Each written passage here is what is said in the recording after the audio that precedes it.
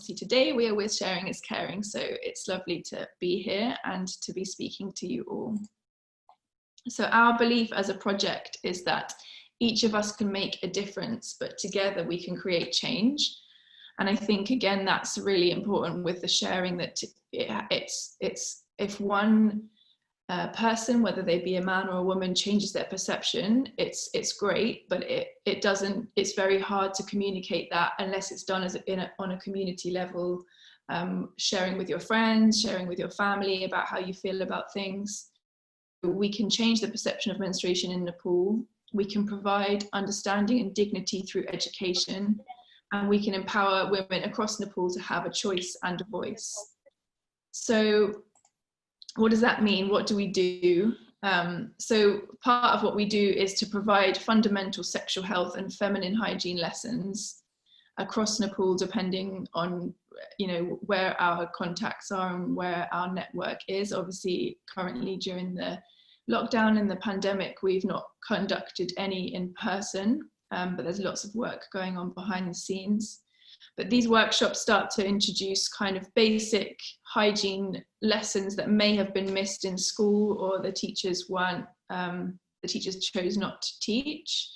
But it also, because it's only girls in there, it means that women have an opportunity to ask more questions that maybe they would have been embarrassed to ask at school, which is really important. We break down taboos. So obviously there are a lot of taboos around menstruation everywhere in the world, including the UK where I am right now.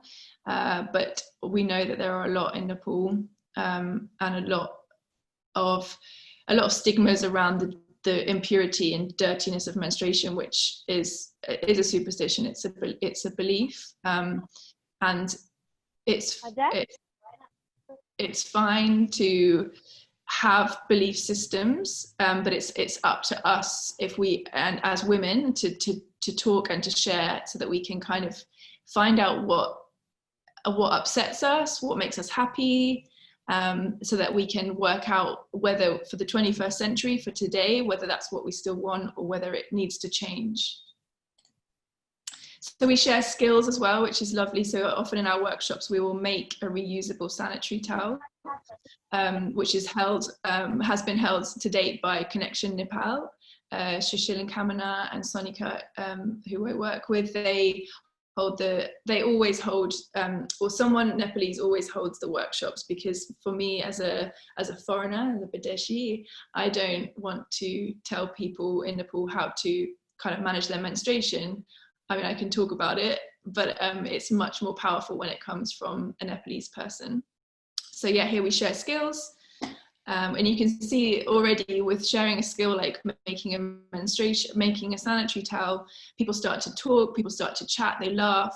It becomes a much more relaxed environment where stories can come out in a way that's not forced. It's not kind of sitting down and making someone talk. It's an opportunity to share. So yeah, we explore fears and anxieties.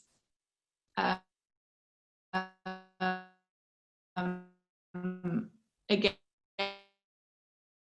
and through this work, I'll share a little bit, but it's very important local governments to be allowed to run the session, but also if the local government is pro women's empowerment, and they see the power of women understanding their menstruation on a new level, it can really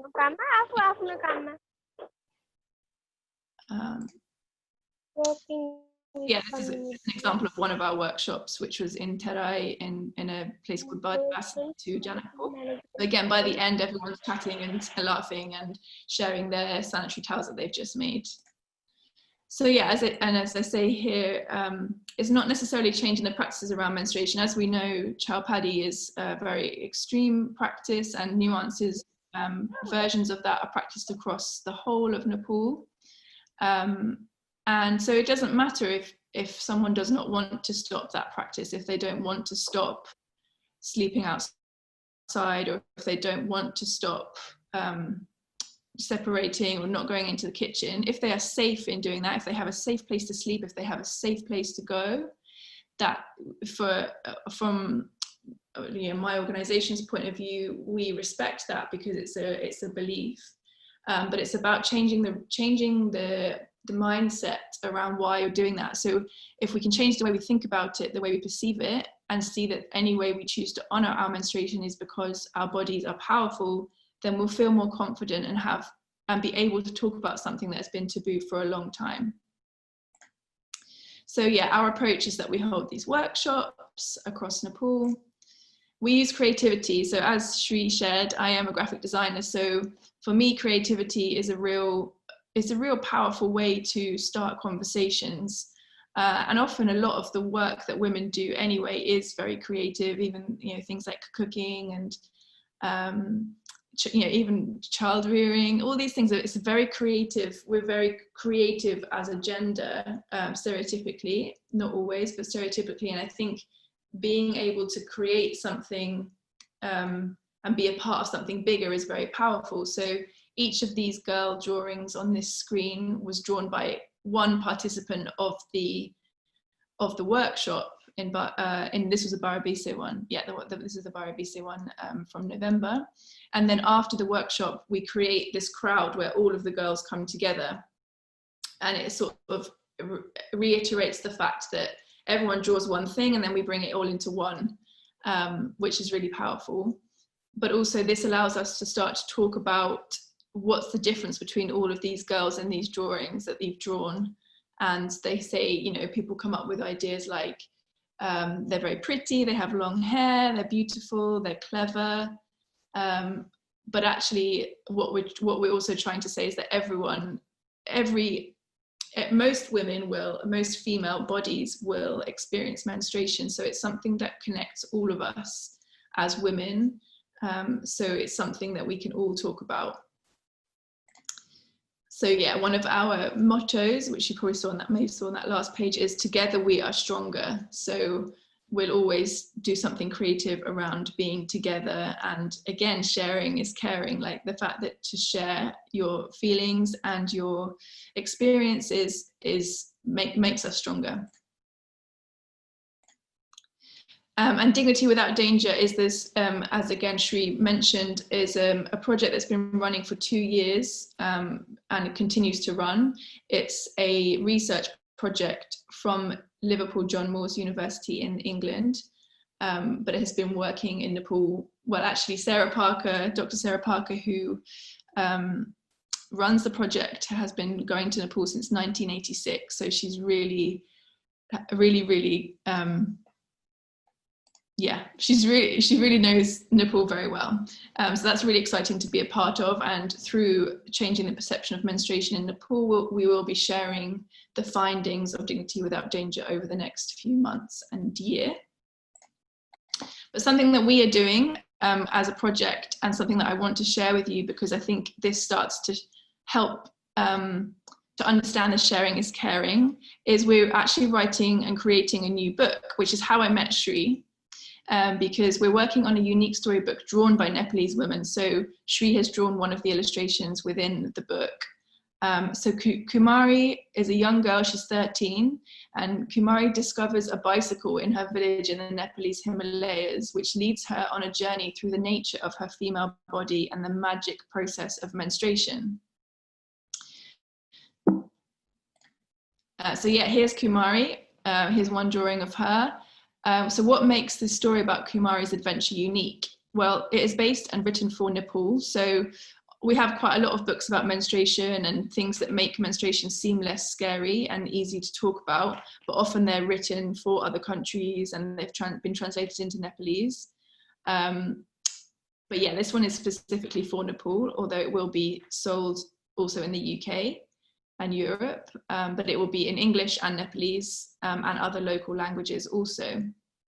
It's also unique because we talk about the connection to nature a lot, which I think is something that makes menstruation seem less scary, because if we're so used to being around nature all the time, the trees, the seasons, the rivers, the mountains, everything, it's all very similar to what happens during menstruation, the changing of the weather and things like that it makes it less scary, and that it's a collaboration between women for women. So as I mentioned, different women are drawing different parts of the story. So for example, Kumari's face here was drawn by Ashma. The background of the hills was drawn by a girl called Luasna. And then the school here was drawn by Sarita, and then the flag was drawn by someone called Pooja. So I'll show you quickly here. This is an idea of how the drawings come together. So a background, this is Kumari's mum, their goat, and then Kumari coming in from the field, and then we add colour. So it kind of shows again how this idea of people coming together, different creativity coming together. But some of the things that we talk about in the story, which I think are really important about sharing. So who can I talk to about my menstruation? So as part of her journey, Kumari really discusses with the other women that she meets, but also in her mind, she thinks about who she feels safe to talk about her menstruation, because that's really important, that we have a group of either friends or people within our families that we really trust, that we can share if we have any extreme pain or discomfort, and that they're people that you trust, that they won't sort of judge you or make you feel ashamed of this incredibly natural thing. So for me, menstruation is one of the most beautiful things on this planet, because none of us would be here if it wasn't for menstruation. So it's really important that we're not afraid to talk about it, but it also means that we need to be, we need to have an idea of who is safe to talk, who we feel safe to talk about menstruation with. So this is Kumari talking to one of her neighbours and thinking about whether she can share how she feels. What does my uterus look like? Even this idea of not feeling ashamed to ask questions that may feel scary or might feel like silly. So this, again, this is part of the workshop, part of the journey, the adventure that Kumari goes on. She gets to look at a model of a uterus with other girls around her, and they're all kind of asking questions and learning about what this is, the egg here in the ovary, and they're learning about how it all moves. So yeah, but just the fact that no one's laughing and no one's being horrible or saying anything about it, about the blood being dirty, it means that she starts to feel safer to talk about it. And what products can I use? I know we could do a whole webinar about products, but this is one of the questions that Kumari asks. So then they talk about all the different types of products that are available. Of course, in rural Nepal, not all of these products are available, and it's one of the issues around availability to safe and clean products, and the ability to wash things well and dry them thoroughly, hopefully in the sun. But obviously, I know that some taboos say that you shouldn't dry. The sun should not see anything that has touched the menstrual blood. So here is a reusable sanitary towel, which is what we make in our workshops in rural Nepal. But I'm sure most of you know that, there's the menstrual cup, which is very popular for some girls, but not everybody. There's period pants, which I think are about to be sold or about to be made in Nepal, which is really exciting, by a company called Nepali Nari, which is connected to a company here in the UK called Wooka. And if anyone has any questions about that, I can answer those. We have disposable sanitary towels, which you can buy in shops, and then tampons. So there's a lot of options. And again, in the story, Kumari is advised or encouraged to try different things, because often at different times in our lives and year to year, we might decide that we prefer a different product. And that's really important, to be able to change and not feel like, oh, I've chosen to use a reusable sanitary towel, so I always have to use a reusable sanitary towel. It's okay to change. And then also just having the opportunity to really be asked how you feel about it, because often it's easy to just be told this is how things are, and this is our tradition. We don't, even for me in this country, in the UK, you know, I was never really asked how I felt about my menstruation or about bleeding, how it made me feel. And I think it's a global thing that we just assume, or you know, girls are given the information about how their body works and what will happen to them, but actually to discuss your feelings about that is really important, because it allows girls to kind of express themselves. So yeah, here we've got some examples: equal, scared, inspired, loved, a little bit worried, excited, supported, and fascinated. So this is after they've been on a bit of a journey and they've started to understand their menstruation. This is some of the things that they talk about in the book. And then yeah, one more thing here is that she kind of suggests at the end of the story that I feel safe when I have people around me that I can trust. And that's because she's shared and she's worked out